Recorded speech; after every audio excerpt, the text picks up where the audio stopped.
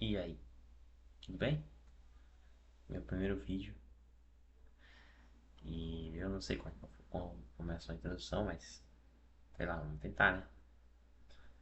Eu estava vendo os vídeos do, do Nando Moura sobre o MBL. Eu estava vendo também o vídeo do MBL. E teve uma situação que eu, sei lá, tive uma ideia, eu quero comentar, né? Comentar sobre o assunto lá do MC Pose do Rodo. Tá sendo solto agora. Não era surpresa pra ninguém que ele ia ser solto, né? Não sei por que os caras estavam, nossa, como você. Como o país é um país que não é sério, não sei o que, tá, tá, tá. Mas, tipo, é surpresa pra quem que o Pose do Rodo seria solto? Não tem surpresa nenhuma. Pra mim não foi. Ali eu só tava esperando que ele fosse solto porque, tipo, eu nem sei qual era a base que eles tinham pra prender o MC, né? Tipo, ah, ele fez apologia ao crime. Sim, mas ainda assim, qual é a apologia ali que ele fez?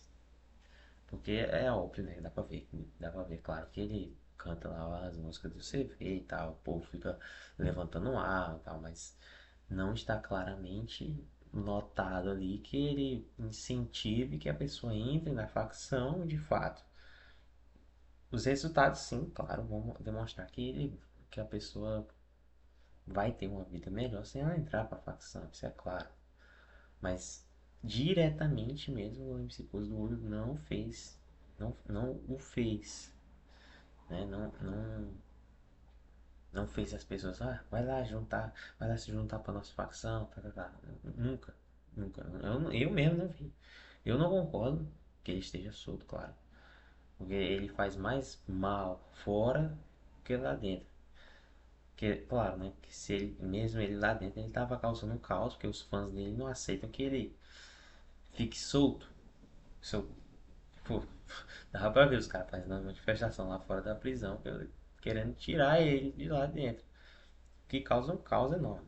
Todo mundo sabe disso, que toda vez que prende um famoso, a fanbase dele vai ficar maluca e vai causar um caos. E ele acaba, querendo ou não, virando Marte.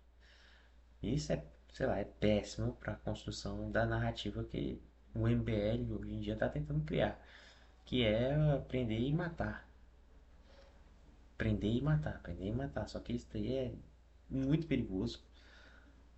Não só porque se alguém cometer um crime e não for de fato, tipo, a pessoa não for culpada de fato, ela só for presa e morta, ou morta sem nem perguntarem, né? Aí é bem difícil. Eu vi um vídeo do Nando que ele falou que, né, tipo, ele mencionou o fato ele mencionou o fato do MBL ter sido tratado como uma facção. E eles foram mesmo, eles foram tratados como uma facção. Imagina se isso de fato tivesse acontecido, se o MBL tivesse conseguido fazer esse negócio de prender e matar, e eles tivessem sido tratados com esse prender e matou. Não ia ser legal, né? Não ia dar muito bom. Porque eles não iam ter nem sequer defesa, né? Não ia ter defesa. Ia dar uma merda do caralho. Não só como. Tipo, é bem direto, né, cara? Você fala assim, porra, eu vou prender e matar. É um discurso que parece desesperado. Parece que eles estão tentando desesperar o público. Que já está desesperado mesmo. Já não aguenta mais viver com a ponta da arma do ladrão na nossa cabeça. Não é. Não tá legal, não tá legal. Mas fazer esse discurso que eu acho que é bem, bem agressivo, não vai trazer nada além de ódio com a, com a direita. Que os esquerdistas vão lá, vão ficar falando, vão ficar exaltando os ladrão, vão ficar fazendo uma porrada de coisa. Quando der merda, né? Quando der merda, quando quando prenderem, mataram um cara que é inocente. Aí os caras vão usar esse discurso aí infinitamente. Eles não vão parar porque cometeu um erro que não é condizente com a visão deles. Puta que pariu. Aí eles vão começar a pressionar muito essa visão. E é por isso mesmo que eu penso que não vai para frente. Isso não tem chance nenhuma de ir para frente. O que tem chance de ir para frente, eu acho que seria tipo uma medida mais restritiva, digamos assim. Tipo, ter de fato punições reais para os criminosos. Não ficar falando, não, prendeu, matou, prendeu, matou. Eu acho que isso daí nenhum país do mundo, assim, nenhum país sério acontece isso. Você só tem que demonstrar uma punição verdadeira para que o ladrão tenha medo de fato de ser preso. É só isso. Ah, vai ter prisão perpétua, vai ter trabalho forçado, vai ter. Tipo, não vai ter três comidas. Tipo, não, três refeições. Não vai ter mais três refeições. Vai ter uma refeição e mal para deixar eles desnutridos mesmo. Vai ser terrível. Você estar na prisão é terrível. Era para ser assim. Aí o pessoal, não, não precisa fazer mais prisão. Deixa eles tudo enfurnado lá na cela. Não acho isso legal.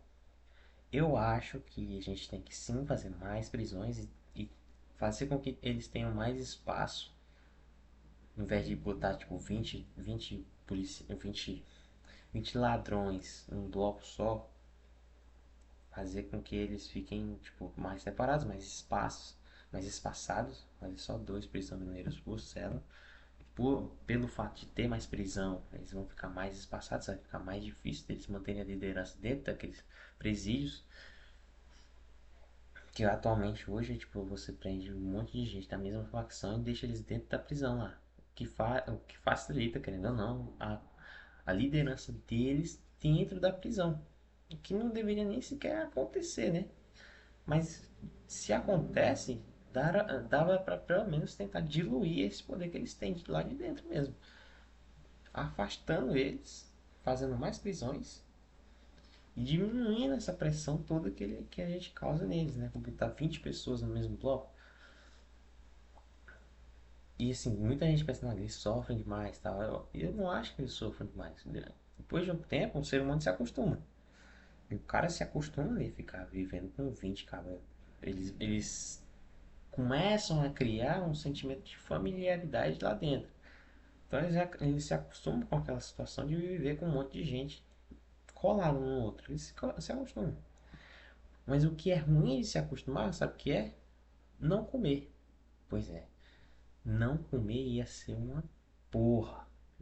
E é de fato que eu planejo, o que eu planejo aqui na minha mente que se vocês passar eles, deixar tipo dois prisioneiros por cela, fica tudo bonitinho, tudo organizado, fica espaçado, mas você dá comida, uma comida péssima para eles toda hora, fazendo tipo tirando a proteína, tirando uma boa parte dos carboidratos para deixar eles mal nutridos mesmo, para deixar eles bem fraquinhos, não consigam pensar direito, mas que eles possam ter uma possibilidade de conseguir coisas melhores se eles trabalharem.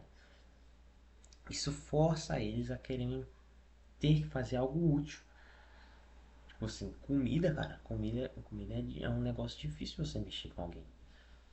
Convivência social, fácil. Mas comida não. Comida você não vai se acostumar. O seu corpo vai começar a se comer. E depois de um tempo não vai ter mais pra onde ir. E a pessoa fica desesperada com comida, cara. E desespero por comida dá pra gente usar isso contra eles. Então é por isso que tem que ter mais prisão. E não matar mais gente. Não é pra matar, cara. É pra você prender e ter um lugar pra deixar eles presos. Mas fazer com que eles sofram lá dentro mesmo. Que eles não tenham vontade de ir pra lá. Muito ladrão fica de boa com a ideia de que, porra, vou ser preso. De boa. Porque muitas das vezes, ou eles vão ser soltos logo, Ou quando eles são presos, eles são tratados, eles ficam até melhores do que quando eles estavam aqui fora. Ficam mais protegidos lá dentro, eles ficam mais. Eles não precisam mais roubar para comer, porque eles têm comida toda hora lá, eles têm uma comunidade lá dentro, eles fazem uma porrada de coisa lá dentro e que é bom para eles, é até bom para eles. Ir pra cadeia compensa, cara. Esse que é o negócio. Você tem que trocar essa ideia. Você tem que trocar a ideia de que compensa ir pra cadeia para uma coisa que se torne algo terrível. Caramba, caramba, vou ser preso, não posso ser preso.